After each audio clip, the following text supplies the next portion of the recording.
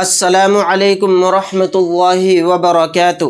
محترم ناظرین، سامعین کرام، پیارے دوستو، بزرگوں، پیارے بچوں، امید کرتا ہوں آپ سب خیریت سے ہوں گے۔ آپ کا ہمارے چینل تجوید القرآن سینٹر میں آپ کا استقبال ہے۔ ناظرین، آج کا ہمارا ٹاپک ہے اخفاء اور غنہ میں فرق۔ بہت سے حضرات، ہمارے بہن بھائی ایسے ہیں جو قرآن کریم پڑھتے ہوئے غنہ اور اخفاء کے اندر غلطیاں کرتے ہیں۔ وہ غلطیاں ایسی ہوتی ہیں، یعنی اخفاء کی جگہ اظہار کر دیا اور اخفاء کی جگہ غنہ کر دیا یا غنہ کی جگہ اخفاء کر دیا۔ تو آج میں اس سبق کے اندر آپ کو بہت آسان طریقے سے سمجھانے والا ہوں کہ غنہ اور اخفاء میں کیا فرق ہوتا ہے اور غنہ اور اخفاء کی آواز منہ سے کس طرح سے ادا ہوگی۔ اگر آج آپ نے یہ پورا سبق اچھے سے دھیان سے سیکھ لیا، سمجھ لیا، تو انشاءاللہ تعالی میرا دعویٰ ہے کہ آپ کو کوئی اور ویڈیو دیکھنے کی ضرورت نہیں پڑے گی۔ آج آپ اسی سبق سے سب کچھ سمجھ جائیں گے کہ غنہ اور اخفاء میں کیا فرق ہے اور اس کی آواز منہ سے کس طرح سے ادا ہوگی۔ اس لیے آپ سے میری گزارش ہے، ویڈیو کو شروع سے لے کے اینڈ تک دیکھیں، تبھی آپ کو سمجھ میں آئے گا کہ غنہ اور اخفاء میں کیا فرق ہوتا ہے۔ تو سب سے پہلے ہم سمجھیں گے غنہ کے بارے میں، یعنی نون اور میم پر تشدید ہو تو غنہ ہوگا۔ یہ بات آپ اچھے سے سمجھ لیں۔ میں ادغام کی بات نہیں کر رہا ہوں، وہ ٹاپک الگ ہے۔ یہاں میں سمجھا رہا ہوں نون مشدد اور میم مشدد، یعنی نون کے اوپر تشدید ہے تو نون کے اندر غنہ ہوگا، میم کے اوپر تشدید ہے تو میم کے اندر غنہ ہوگا۔ اسی فارمیٹ سے آپ قرآن کریم کے اندر بھی غنہ اور اخفاء میں فرق سمجھ پائیں گے۔ تو دھیان سے دیکھیں، سب سے پہلے ہم پڑھیں گے اس کلمے کو یظن۔ تو دیکھیے، سب سے پہلے ہمیں سمجھنا ہوگا کہ غنہ کے معنی کیا ہے، اس کے لغوی معنی کیا ہے، یعنی ناک میں آواز کو بھن بھنانا، یعنی ناک کے باسے سے آواز کو نکالنا۔ تو غنہ بھی ناک کی آواز سے نکلتا ہے اور اخفاء بھی ناک کی آواز سے نکلتا ہے۔ تو ان میں فرق کیا ہے وہی میں آپ کو سمجھانے والا ہوں اس ویڈیو کے اندر۔ تو دھیان سے سمجھیں، جب ہم اس کلمے کو پڑھیں گے تو آپ کو زبان پر دھیان دینا ہوگا کہ ہماری زبان کی نوک کہاں پر لگ رہی ہے۔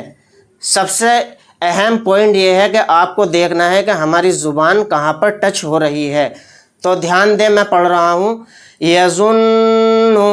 تو ہماری جو زبان کی نوک ہے وہ تالو سے اوپر ٹکرا رہی ہے، یظن۔ تو ایک تو زبان بھی ہماری تالو سے اوپر ٹکرائی، زبان کی نوک، اور پھر ناک میں آواز کو دبا کر بھن بھنا کر ہم پڑھ رہے ہیں یظن۔ تو اس طرح سے نون کے اندر غنہ ہوتا ہے۔ اگر آپ اوپر زبان نہیں لگائیں گے، زبان کی نوک نہیں لگائیں گے تالو پر، تو پھر یہ غنہ نہیں ہوگا، پھر وہ اخفاء کی آواز بن جائے گی۔ اب ہم سمجھیں گے میم غنہ کے بارے میں، کہ میم کو پڑھتے ہوئے ہماری کس طرح سے ہمارے جو منہ ہے کہاں پر لگتا ہے، زبان کہاں پر لگتی ہے۔ تو اس میں زبان نہیں، ہمارے جو دونوں ہونٹ ہیں وہ آپس میں ملتے ہیں جب میم ادا ہوتا ہے، یعنی میم کے اوپر ہم تشدید بھی ہے اور اس کے اندر غنہ کریں گے تو کس طرح سے ہمارے ہونٹ ملیں گے، آپ دیکھیں، اس کو پڑھیں ثم۔ تو ثم کہتے ہوئے ہمارے جو دونوں ہونٹ ہیں وہ آپس میں مل رہے ہیں اور پھر پلس ناک میں آواز نکل رہی ہے، تو یہی غنہ ہے۔ اگر ہم میم کو بولتے ہوئے، میم کے اندر غنہ کرتے ہوئے آپس میں دونوں ہونٹ نہیں ملائیں گے تو پھر یہ غنہ نہیں ہوگا، پھر وہ اخفاء کی طرح آواز ہماری نکلے گی۔ تو غنہ میں آپ یہ سمجھیں کہ زبان کی نوک بھی لگانی ہے اور میم کے اندر غنہ کرتے ہوئے دونوں ہونٹ ملانے ہیں۔ تو یہ کلیئر ہو گیا، سمجھ لیا آپ نے۔ تو نون غنہ اور میم غنہ اس طرح سے ادا ہوگا۔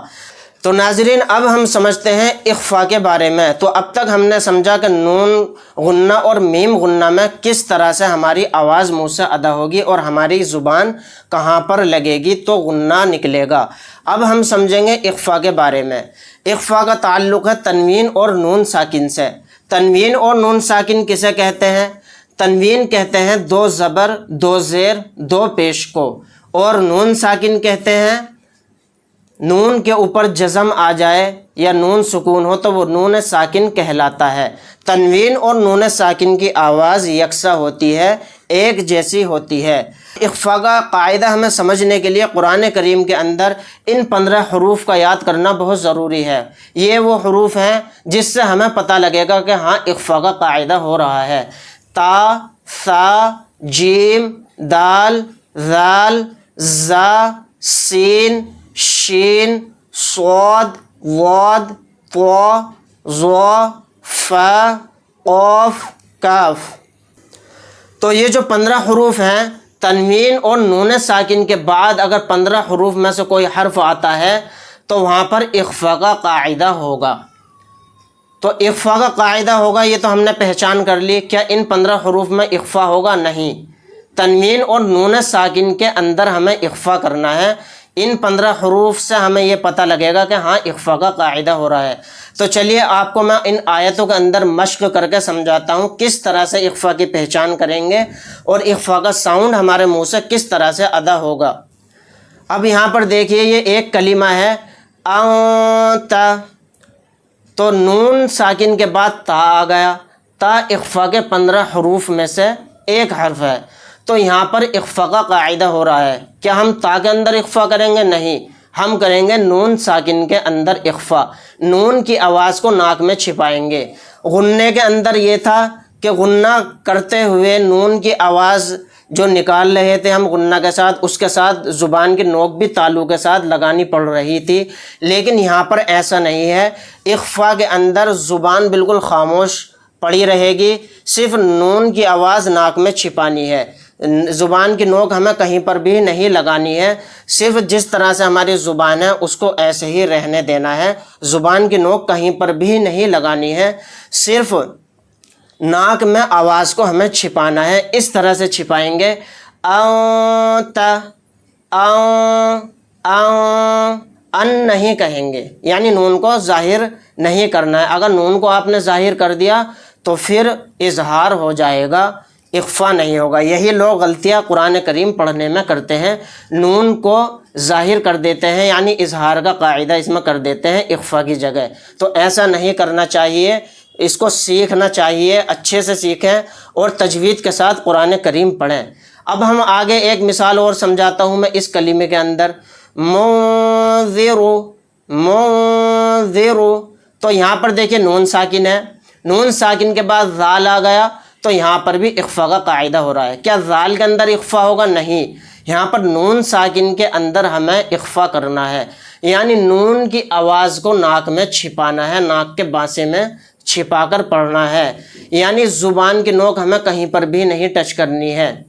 تو یہ تھا غنہ اور اخفا میں فرق، یعنی غنہ کے اندر تو ہم نے زبان کی نوک تالو سے لگائی اور میم کے اندر غنہ کرتے ہوئے دونوں ہونٹ آپس میں ملائے، لیکن یہاں اخفا کرتے ہوئے زبان کی نوک ہمیں کہیں پر بھی نہیں لگانی ہے، جس طرح سے جس حال میں زبان ہے اسی میں رہنے دینی ہے، صرف نون کی آواز کو ناک میں چھپانا ہے۔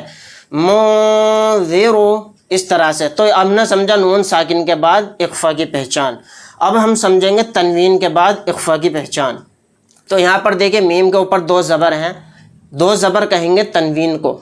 تنوین کے بعد کاف آ گیا، کاف اخفا کے 15 حروف میں سے ایک حرف ہے، تو یہاں پر اخفا کا قاعدہ ہوگا۔ تو ہم تنوین کے اندر اخفا اس طرح سے کریں گے، یعنی ناک میں آواز کو چھپائیں گے تنوین کی۔ کس طرح سے چھپائیں گے؟ کراما کاتبین، من کاتبین نہیں کہیں گے، من میں نون آ گیا، ظاہر ہو گیا، تو اخفا کہاں رہا؟ پھر وہ اظہار ہو گیا۔